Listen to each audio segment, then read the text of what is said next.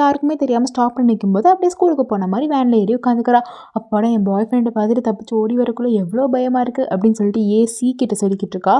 அப்போ அது டயானா கேட்டு, ஓ இப்படிலாம் பண்ணுறாளுங்களா, எவ்வளோ தைரியம் இவளுகளுக்கு அப்படின்னு சொல்லிட்டு ஷாக் ஆகுறா. அப்படியே கட் பண்ணால் மரியாவோட வீட்டை காட்டுறாங்க. மரியா அவள் தம்பி அப்பா அம்மான்னு ஹாப்பியாக ஒரு சின்ன ஃபேமிலியில் இருக்கா. அவளுக்கு யாசான் அப்படின்னு சொல்லிட்டு ஒரு ஃப்ரெண்டும் இருக்கான். அவங்க 2 பேரும் எப்பயுமே பார்த்துட்டு சந்தோஷமாக பேசிக்கிட்டு இருப்பாங்க. அவங்க 2 பேருமே பிடிக்கும். பட் இப்போதைக்கு ஃப்ரெண்ட்ஸ் அதை பேசிகிட்டு இருக்காங்க. லவ் அந்த ஸ்டேஜுக்கு போகலை. அடுத்த நாள் ஸ்கூல் காட்டுறாங்க. எல்லாருமே விளையாண்டுட்டு இருக்காங்க. அப்போது அந்த இருக்கால நம்ம மரியாவுக்கு பால் போடுறேங்கிற பேரில் வேணுன்ட்டே மரியாவை பயங்கரமாக அடிச்சிட்றா. அவளுக்கு என்னமோ தெரியல, மரியாவை பார்த்தாலே பிடிக்கல. அதனால வெளியே போன்றாங்க. ஆனால் இந்த வேணுன்ட்டே இருந்துட்டு சொல்கிறா, அவளை அடித்தனால இப்போ என்ன, அவளுக்கு என்ன முன்னாடி இருக்கா இல்லை பின்னாடி இருக்கா, எதுவுமே இல்லை, எல்லாம் ஃப்ளாட்டாக இருக்கா, அவள் பையன் மாதிரி இருக்கா அப்படின்னு சொல்லிட்டு அவளோட ஃபிசிக்கை ரொம்பவே கிண்டல் பண்ணுற அந்த மரியாவுக்கு ரொம்பவே சங்கடம் ஆயிடுது அந்த இடத்துல.